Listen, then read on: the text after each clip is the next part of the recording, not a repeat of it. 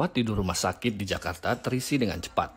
Jakarta adalah salah satu dari 3 kota di Indonesia yang mengalami lonjakan kasus baru COVID-19 sejak Hari Raya Idul Fitri pada pertengahan Mei. Penyebaran varian Delta kemungkinan menjadi penyebabnya, kata Kementerian Kesehatan RI. Beberapa daerah seperti Kudus, kemudian DKI Jakarta, dan juga di Bangkalan memang sudah terkonfirmasi varian Deltanya atau B1617.2 atau juga varian dari India mendominasi. Kasus COVID-19 di Indonesia hampir menyentuh angka 2 juta kasus. Untuk memperlambat penyebaran, Presiden Joko Widodo meminta otoritas kesehatan mempercepat vaksinasi hingga 1 juta dosis per hari pada Juli mendatang. Tetapi progresnya berjalan lambat. Target sebelumnya dari 40 juta warga yang divaksinasi pada bulan Juli kemungkinan tidak akan tercapai. Menurut data Satgas Penanganan COVID-19, hingga pertengahan Juni, kurang dari 12 juta orang di Indonesia telah divaksinasi lengkap. Vaksinasi bagi kelompok lanjut usia menjadi salah satu tantangannya. Dari 21,5 juta lansia yang menjadi target vaksinasi, baru tercapai 3,8 juta atau 18%.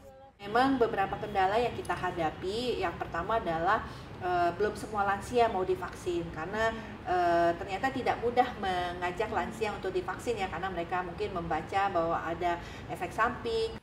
Pada bulan Juni, pemerintah memulai program vaksinasi kepada warga usia 18 tahun ke atas. Targetnya 7,5 juta orang di Jakarta divaksinasi pada akhir Agustus yang menurut pemerintah cukup untuk mencapai kekebalan kelompok di Jakarta. Untuk saat ini, pembatasan aktivitas publik secara nasional tetap berlaku, tetapi tidak ada rencana untuk pembatasan yang lebih ketat seperti lockdown, seperti yang dilakukan negara tetangga Malaysia. PPKM Mikro adalah kebijakan yang dibuat untuk dapat mengendalikan kasus COVID-19 di hulu atau akar masalah, yaitu komunitas secara lebih tepat sasaran. Tetapi apakah langkah-langkah ini cukup?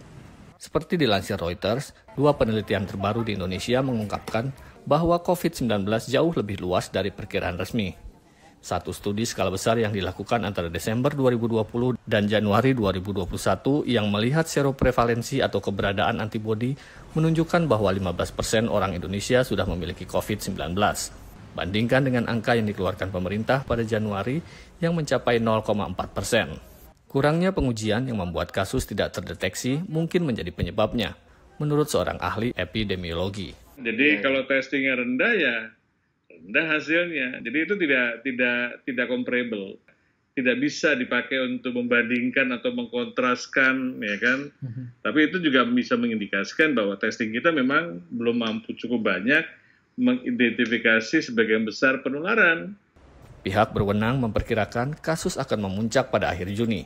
Dengan varian Delta yang menyebar dengan cepat, para ahli mendesak pemerintah untuk tidak hanya mengandalkan vaksin, tetapi juga meningkatkan pengujian, penelusuran, dan memberlakukan pembatasan mobilitas yang lebih ketat pada warganya. Dari Jakarta, Ahadian Utama, Gita Permatasari, VOA.